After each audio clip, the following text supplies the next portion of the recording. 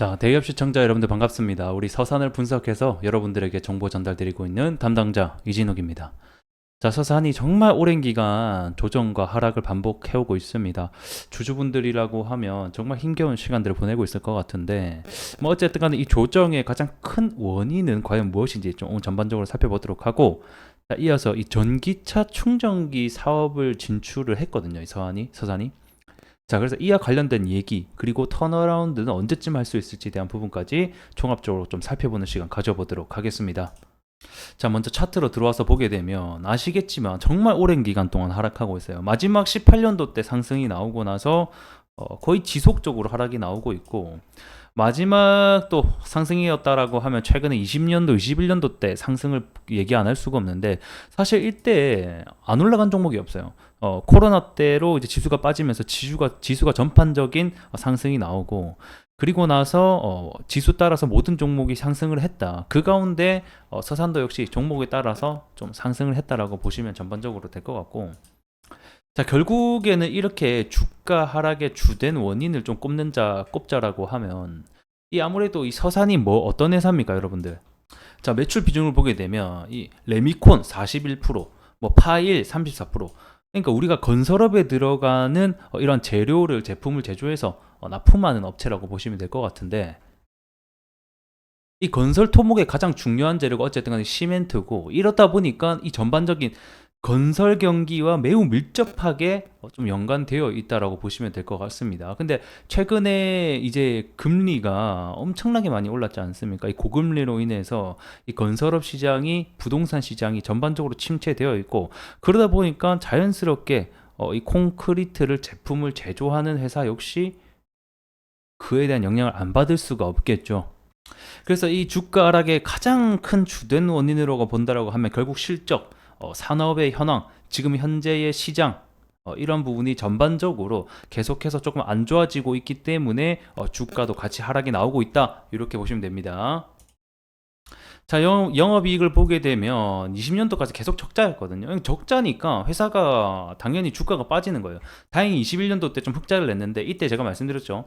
부동산 경기부터 해서 전반적으로 다 호황이었습니다. 이때 정말 가파르게 부동산 가격이 상승하면서 집값이 정말 크게 오르는 시기였기 때문에 이러한 좀 호황을 맞으면서 매출액과 이런 부분이 전반적으로 늘어났던 거고, 그 뒤로 고금리로 인해서 다시 한번 더 타격을 받고 있는 상태가 되고 있고, 지금까지 계속 좀 이어지고 있는 상황이라고 보시면 될 것 같습니다.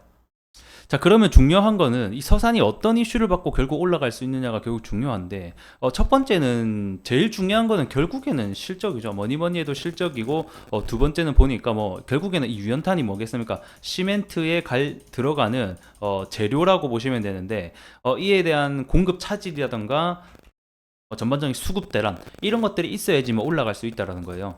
하지만 유연탄 가격을 보면 이제 우크라이나 전쟁 때문에 한 차례 크게 원자재 가격이 전반적으로 상승했다가 지금은 다시 한번 더 제자리를 좀 찾아가고 있는 단계로 보여지고, 결국에는 이런 시멘트 대란을 하든지 수주를 많이 하면서 실적으로 좀 연관을 시키든지, 현재로서는 현재 이게 재료가 가장 크고, 아니면 우크라이나 재건 관련해서 이제 재건이 본격적으로 시작하게 되면 그에 관련된 뭐 시멘트라든지 이런 것들이 부가적으로 계속 들어갈 거 아니에요. 그러면서 이 한번 테마를 타고, 이 서산이 시가총액이 약 300억 정도밖에 안 되거든요, 현재 기준으로.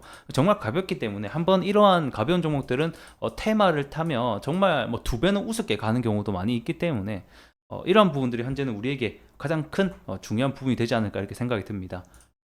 자, 그리고 이제 이 서산이 그래도 이 사업을 좀 다각화를 하려고 여러 가지 시도를 하고 있는 것 같아요.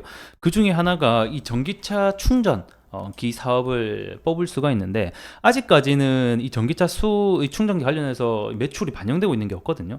그래서 이 부분은 좀 확인을 해봐야 되겠지만, 어쨌든 간에 아직까지는 이와 관련해서는 확인되는 게 없다. 그럼 앞으로 만약에 전기차 충전 사업을 조금 더 확대해 나고 매출 비중이 확대된다라고 하면 전기차 충전기 관련주로도 엮여서 올라갈 수 있지 않을까, 이러한 상승 모멘텀까지 우리 서산은 들고 있다라고 확인해 보시면 좋을 것 같습니다. 자, 그러면 도대체 언제쯤 반등할 수 있을까? 그리고 제가 아까 제목에다 적어놨듯이 24년이 턴어라운드 할 수 있는 중요한 해라고 말씀을 드렸는데, 그 이유가 뭐냐면 23년도에 보게 되면 이 주택 그 보급 착공 사이클이 약 20만 호 정도였거든요. 근데 올해 24년이 약 19만 호로 그보다 조금 더 작을 것으로 예상이 되고 있어요. 하지만 올해 하반기가 지나는 시점부터 25년, 26년도는 점차적으로 회복세로 나타나면서 평년으로 좀 올라가지 않을까, 회복세가 좀 전망이 되고 있다. 자, 그러면 오랜 기간 동안 하락을 받았으니까 올해 또 하반기에 뭐가 있겠습니까? 금리 인하가 예정되어 있기 때문에 이러한 회복세와 금리 인하가 좀 만나게 된다라고 하면 다시 한 번 더 주가가 오를 수 있는 확률이 존재한다라는 거예요. 그래서 올해 저는 이번 연도가 좀 주가가 바닥을 다지는 구간이 되지 않을까, 좀 이렇게 예상을 하고 있습니다. 그래서 주가의 위치도 보게 되면 자, 코로나 때 빠졌던 구간까지 왔거든요, 사실상. 그래서 일단은 1차적으로 지지를 본다라고 하면 당연히 여기 1,400원, 1,500원대가 될 것 같고, 나머지 1,300원대 2차 지지를 좀 하는지 여부를 우리가 좀 확인해야 되겠는데, 만약에 1,300원대를 다시 한 번 더 이탈한다라고 하면 앞전에 우리가 지속적으로 하락이 나왔듯이 이 하방 압력에 대한 지속성은 계속될 것으로 현재는 예상을 해볼 수가 있고, 하지만 제가 아까 말씀드린 대로 24년부터 좀 금리가 인하된다라고 하면, 그리고 회복세가 다시 한번 더 부동산과 건설 시장이 좀 턴어라운드 하는 계기가 된다라고 하면 서산 역시 같이 좀 올라와 주지 않을까, 현재는 이렇게 좀 전반적으로 전망을 내려드릴 수 있겠습니다.